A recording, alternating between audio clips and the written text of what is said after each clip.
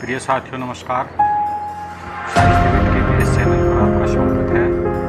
मुंशी प्रेमचंद जी द्वारा लिखित कहानी स्वत्व रक्षा। आइए आरंभ करें। मीर दिलावर अली के पास एक बड़ी रास का कुम्मत घोड़ा था। कहते तो वह यह थे कि मैंने अपनी ज़िंदगी की आधी कमाई इस पर खर्च की है, पर वास्तव में उन्होंने इसे पलटन से सस्ते दामों पर मोल लिया था। यूँ कहिए कि यह पलटन का निकाला हुआ घोड़ा था। शायद पलटन के अधिकारियों ने इसे अपने यहाँ रखना उचित न समझकर नीलाम कर दिया था। मीर साहब कचहरी में मुहर्रिर थे। शहर के बाहर मकान था। कचहरी तक आने में 3 मील की मंजिल तय करनी पड़ती थी। एक जानवर की फिक्र थी। यह घोड़ा सुबेते से मिल गया, ले लिया। पिछले 3 वर्षों से वह मीर साहब की ही सवारी में था। देखने में तो उसमें कोई ऐब न था, पर कदाचित आत्मसम्मान की मात्रा अधिक थी। उसे उसकी इच्छा के विरुद्ध या अपमान सूचक काम में लगाना दुस्तर था। खैर, मीर साहब ने सस्ते दामों में कलारास का घोड़ा पाया तो फूले न समाये, लाकर द्वार पर बांध दिया। साइज का इंतजाम करना कठिन था। बेचारे खुद ही शाम सवेरे उस पर 2-4 हाथ फेर लेते थे। शायद घोड़ा इस सम्मान से प्रसन्न होता था। इसी कारण रातिब की मात्रा बहुत कम होने पर भी वह संतुष्ट नहीं जान पड़ता था। उसे मीर साहब से कुछ सहानुभूति हो गई थी। इस स्वामी भक्ति में उसका शरीर बहुत क्षीण हो चुका था, पर वह मीर साहब को नियत समय पर प्रसन्नतापूर्वक कचहरी पहुंचा दिया करता था। उसकी चाल उसके आत्मिक संतोष की द्योतक थी। दौड़ना वह अपनी स्वाभाविक गंभीरता के प्रतिकूल समझता था। उसकी दृष्टि में उच्च श्रृंखला थी। स्वामी भक्ति में उसने अपने कितने ही चिर संचित स्वत्वों का बलिदान कर दिया था। अब अगर किसी स्वत्व से प्रेम था तो वह रविवार का शांतिमय निवास था। मीर साहब इतवार को कचहरी न जाते थे। घोड़े को मलते, नहलाते, तैराते थे। इसमें उसे हार्दिक आनंद प्राप्त होता था। वहाँ कचहरी में पेड़ के नीचे बंधे हुए सूखी घास पर मुँह मारना पड़ता था। लू से सारा शरीर झुलस जाता था। कहाँ इस दिन छपरों की शीतल छाँव में हरी हरी दूब खाने को मिलती थी। अतएव इतवार को आराम वह अपना हक समझने लगा था, और मुमकिन न था कि कोई उसका यह हक छीन सके। मीर साहब ने कभी कभी बाजार जाने के लिए इस दिन उस पर सवार होने की चेष्टा की, पर इस उद्योग में बुरी तरह मुँह खाई। घोड़े ने मुंह में लगाम तक न ली। अंत को मीर साहब ने अपनी हार स्वीकार कर ली। वह उसके आत्मसम्मान को आघात पहुंचाकर अपने अवयवों को परीक्षा में न डालना चाहते थे। मीर साहब के पड़ोस में एक मुंशी दौल सौदागर लाल रहते थे। उनका भी कचहरी से कुछ संबंध था।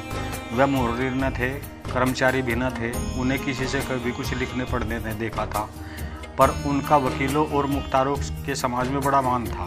मीर साहब से उनकी दांत काटी रोटी थी। जेठ का महीना था। बारातों की धूम थी। बाजे वाले सीधे मुंह बात न करते थे। आतिशबाज के द्वार पर गरज के बावले लोग चरखी की भांति चक्कर लगाते थे। भांड और कत्थक लोगों को उंगलियों पर नचाते थे। पालकी के कहार पत्थर के देवता बने हुए थे। भेंट लेकर भी न पसीजते थे। इसी शाह लोगों की धूम में मुंशी जी ने भी लड़की का विवाह ठान लिया। दबाव वाले आदमी थे। धीरे धीरे बारात का सब सामान जुटा लिया, पर पालकी का प्रबंध ना कर सके।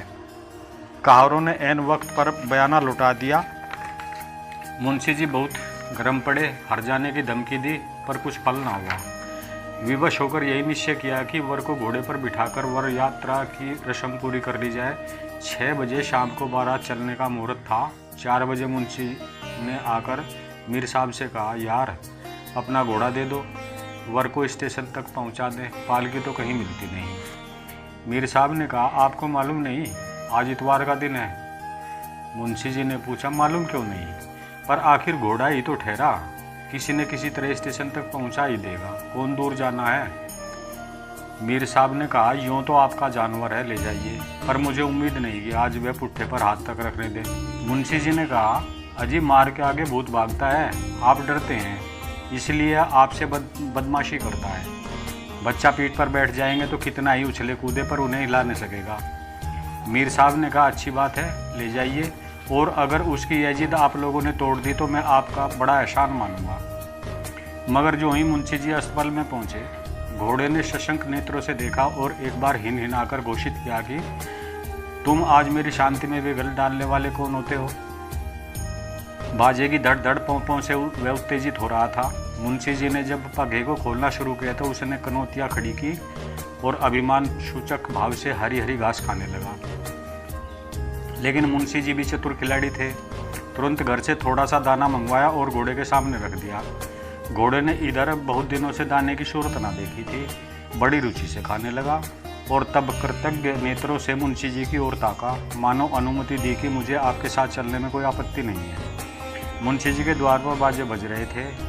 वर वस्त्राभूषण पहने हुए घोड़े की प्रतीक्षा कर रहा था। मोहल्ले की स्त्रियां उसे विदा करने के लिए आरती लिए खड़ी थी। 5 बज गए थे। सहसा मुंशी जी घोड़ा लाते हुए दिखाई दिए। बाजे वालों ने आगे की तरफ कदम बढ़ा। एक आदमी मीर साहब के घर से दौड़कर साज लाया। घोड़े को खींचने की ठहरी, मगर वह लगाम देकर मुंह फेर लेता।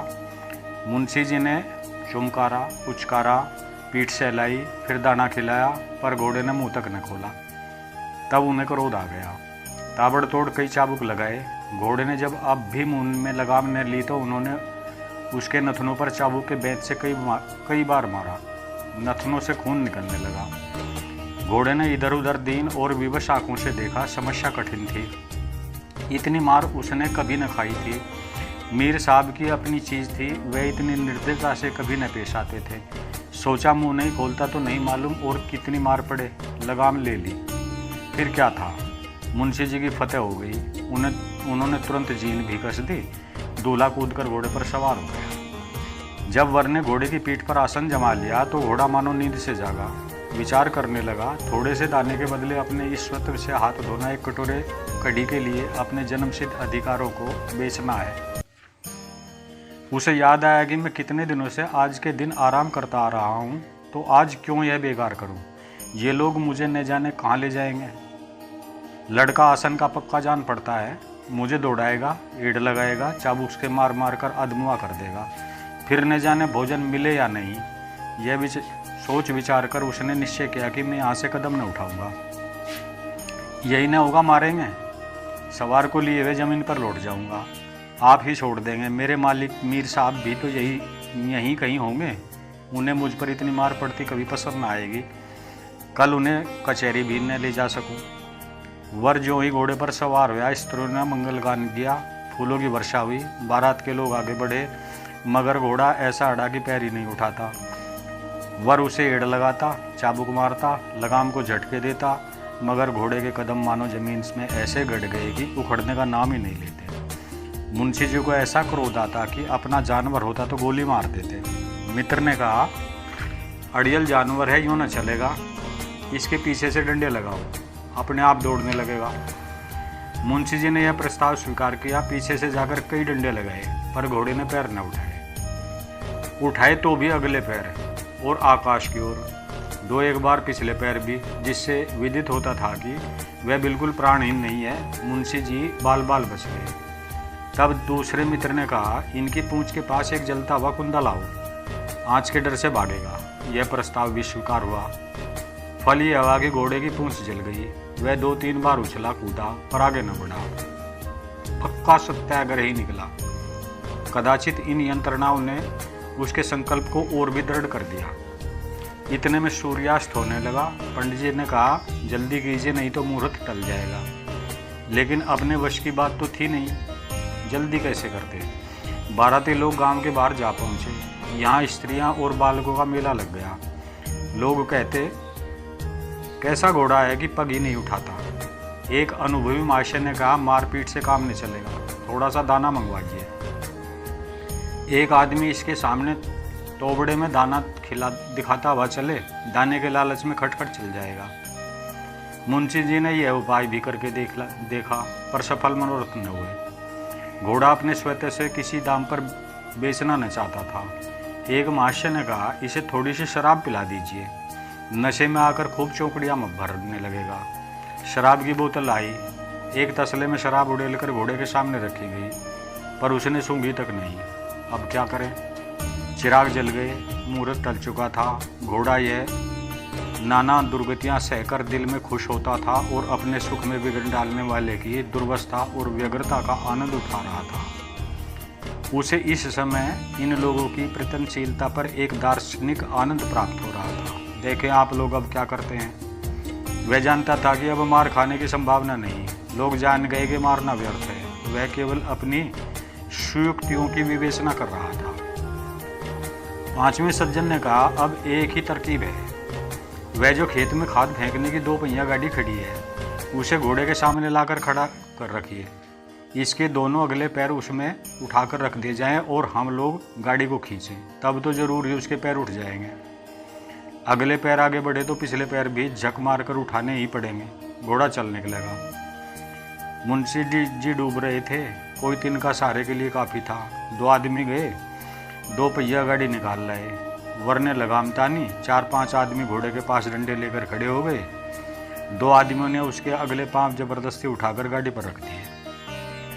घोड़ा अभी तक ये समझ रहा था कि मैं यह उपाय भी न चलने दूंगा, लेकिन जब गाड़ी चली तो उसके पिछले पैर आप ही आप उठ गए। उसे ऐसा जान पड़ा मानो पानी में बहा जा रहा हूँ। इतना ही चाहता कि पैरों को जमा लूँ, पर कुछ अकल काम न करती थी। चारों ओर शोर मच गया, चला चला। तालियां पड़ने लगी। लोग ठट्ठे मार मार कर हंसने लगे। घोड़े का यह उपहास और यह अपमान ऐसा था, पर क्या करता। हाँ, उसने धैर्य न छोड़ा। मन में सोचा, इस तरह कहाँ तक ले जाएंगे। जो ही गाड़ी रुकेगी मैं भी रुक जाऊंगा। मुझसे बड़ी भूल हुई। मुझे गाड़ी पर पैर रखने ही नहीं चाहिए थे। अंत में वही हुआ जो उसने सोचा था। किसी तरह लोगों ने 100 कदम तक गाड़ी खींची, आगे न खींच सके। 100-200 कदम ही खींचना होता तो शायद लोगों की हिम्मत बंध जाती, पर स्टेशन पूरे 3 मील पर था। इतनी दूर घोड़े को खींच कर ले जाना दुस्तर था। जो ही गाड़ी रुकी, घोड़ा भी रुक गया। वर ने फिर लगाम को झटके दिए, एड़ लगाई, चाबुकों की वर्षा कर दी, पर घोड़े ने अपनी टेक न छोड़ी। उसके नथनों से खून बह निकल रहा था। चाबुकों से सारा शरीर छिल गया था। पिछले पैरों में घाव हो गए थे, पर वह दृढ़ प्रतिज्ञ घोड़ा अपनी आन पर अड़ा हुआ था। पुरोहित ने कहा, 8 बज गए, मुहूर्त तो टल गया। दीन दुर्बल घोड़े ने मैदान मार लिया। मुंशी जी क्रोधोन्मत्त होकर रो पड़े। वर 1 कदम भी पैदल नहीं चल सकता था। विवाह के अवसर पर भूमि पर पांव रखना वर्जित है। प्रतिष्ठा भंग होती है, निंदा होती है, कुल को कलंक लगता है। पर अब पैदल चलने के सिवाय अन्य उपाय भी तो न था। आकर घोड़े के सामने खड़े हुए और कुंठित स्वर में बोले, महाशय, अपना भाग्य बखानो कि मीर साहब के घर हो। यदि मैं तुम्हारा मालिक होता तो तुम्हारी हड्डी पसली का पता न लगता। इसके साथ ही मुझे आज मालूम हुआ कि पशु भी अपने स्वत्व की रक्षा किस प्रकार कर सकता है। मैंने जानता था कि तुम व्रतधारी हो। बेटा उतरो, बारात स्टेशन पहुंच रही होगी, चलो पैदल ही चलें। हम आपस ही के 10-12 आदमी हैं, हंसने वाला कोई है नहीं। ये रंगीन कपड़े उतार दो, रास्ते में लोग हंसेंगे कि पाँव ब्याह करने जाता है। चल बे अड़ियल घोड़े, तुझे मीर साहब के हवाले कराऊँ। तेरा बहुत बहुत धन्यवाद। यह कहानी यहीं पर समाप्त होती है। आशा है पसंद आई होगी। कृपया चैनल को लाइक, शेयर, सब्सक्राइब अवश्य करें।